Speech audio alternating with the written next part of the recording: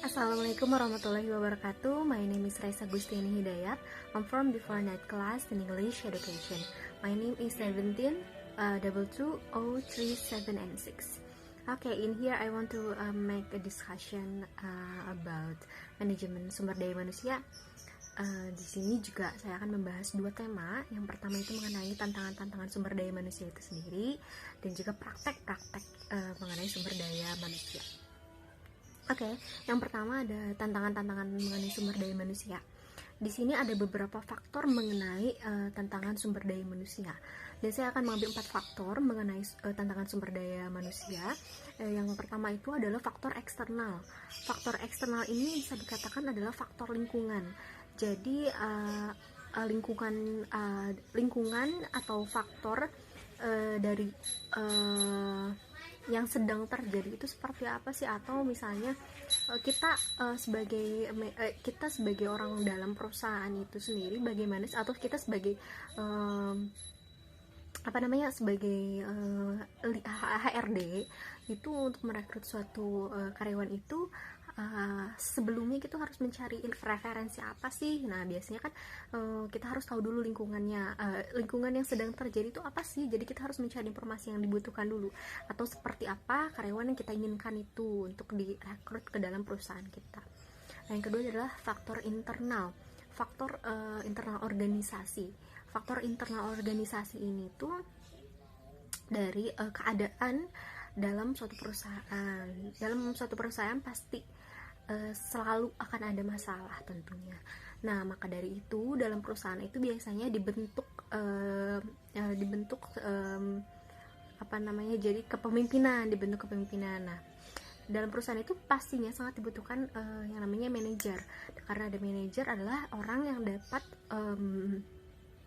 memimpin, orang yang dapat memberi motivasi, orang yang dapat bekerja untuk menghadapi persaingan dengan segala skillnya untuk membimbing karyawan atau bawahannya, seperti itu. Yang ketiga itu ada tantangan individu organisasi.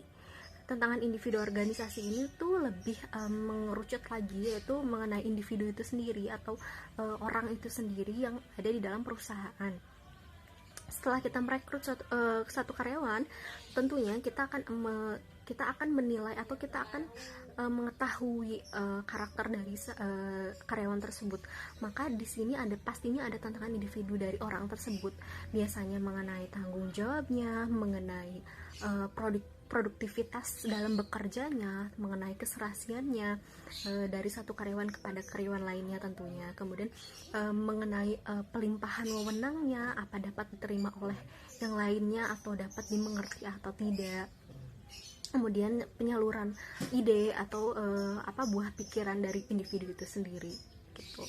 Kemudian ada faktor yang terakhir, yaitu tantangan eksternal dari lingkungan atau eksternal organisasi.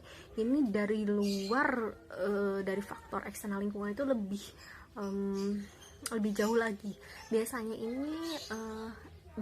ini ada kaitannya dengan apa yang sedang happening atau apa yang sedang terjadi saat itu, yang akan mempengaruhi satu perusahaan tersebut.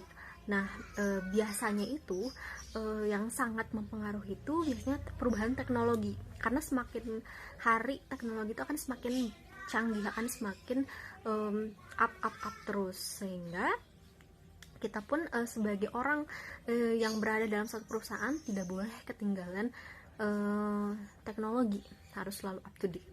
Kemudian ada juga faktor ekonomi, ada juga faktor masyarakat itu sendiri gitu. Dan juga ada yang paling penting itu adalah faktor persaingan. Faktor persaingan ini tentunya sangat penting dan sangat berpengaruh terhadap perusahaan, karena itu yang harus diwaspadai atau harus di-upgrade setiap harinya, seperti itu. Oke, dan selanjutnya saya akan membahas mengenai praktek-praktek manajemen sumber daya manusia. Di sini saya akan membahas 5 faktor mengenai praktek-praktek manajemen sumber daya manusia. Yang pertama yaitu internal career opportunities. Internal career opportunities di sini adalah bagaimana memanfaatkan karyawan yang telah bekerja dalam satu perusahaan untuk dilatih atau untuk diberikan satu posisi yang lebih tinggi lagi, sehingga perusahaan atau bagian HRD tidak perlu lagi untuk merekrut orang baru atau orang luar untuk mengisi posisi yang mungkin lebih urgent dibutuhkan, seperti itu. Kemudian yang kedua ada training system formal. Training system formal di sini adalah lebih ke pelatihan dari yang perusahaan berikan untuk karyawan. Dan biasanya itu misalnya satu karyawan itu baru diterima dalam satu perusahaan, kemudian dia sebelum dia dapat bekerja secara maksimal atau bekerja secara kontrak, biasanya diberikan pelatihan terlebih dahulu. Biasanya dikasih waktu sebulan, seminggu, 2 minggu, ataupun mungkin sebulan.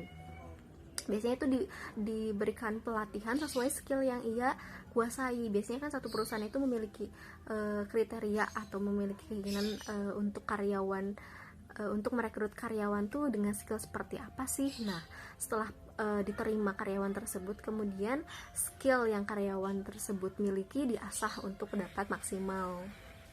Kemudian yang ketiga itu ada sistem penilaian kinerja.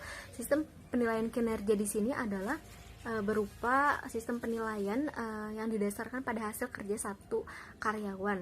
Bisa jadi karyawan tersebut telah bekerja lama, kemudian pastinya dalam perusahaan itu ada yang namanya evaluasi atau penilaian dari kriteria perusahaan untuk karyawan telah lama bekerja. Nah, itu apakah karyawan tersebut bisa bekerja secara efektif dan konsisten tidak selama ini. Kemudian yang keempat itu ada profit sharing plan. Profit sharing plan itu lebih ke kerjasama antara kedua belah pihak. Misalnya sih biasanya itu dari perusahaan kepada salah satu yayasan untuk merekrut karyawan. Biasanya perusahaan itu contohnya itu karyawan perusahaan tersebut membutuhkan karyawan di bidang office boy misalnya. Kemudian perusahaan tersebut melakukan kerjasama dengan salah satu yayasan yang memang mempunyai karyawan office boy itu yang telah di-training atau telah diberikan pelatihan gitu. Nah, sehingga perusahaan tersebut tidak perlu lagi untuk memberikan pelatihan terhadap karyawan yang memang dibutuhkan untuk langsung bekerja. Nah, itu biasanya didasarkan pada hasilnya itu biasanya berupa materialnya itu ada pembagiannya gitu antara perusahaan dan yayasan itu sendiri, ya tergantung dari perusahaan dan yayasan itu sendiri seperti apa kerjasamanya. Kemudian yang terakhir itu adalah employment security. Nah, di sini lebih menekankan kepada jaminan dari si pemberi pekerjaan kepada penerima pekerjaan. Nah, biasanya setelah kita diterima dalam satu perusahaan tersebut akan memaparkan apa saja sih hak yang akan kita dapatkan selain kewajiban yang mesti kita lakukan sebagai karyawan baru. Biasanya kita juga diberikan hak, yaitu berupa jaminan salah satunya. Nah, jaminan biasanya sih contohnya kalau sekarang itu banyaknya adalah jaminan kesehatan, jaminan ketenaga kerjaan, jaminan hari tua dan lain sebagainya. Biasanya beda perusahaan itu beda sendiri jaminan apa saja yang mereka bagikan, dan biasanya semakin bonafit suatu perusahaan, semakin tinggi suatu perusahaan, biasanya jaminan yang diberikan pun akan semakin banyak gitu. Mungkin itu yang bisa saya paparkan. Mohon maaf bila banyak kekurangannya. Wassalamualaikum warahmatullahi wabarakatuh.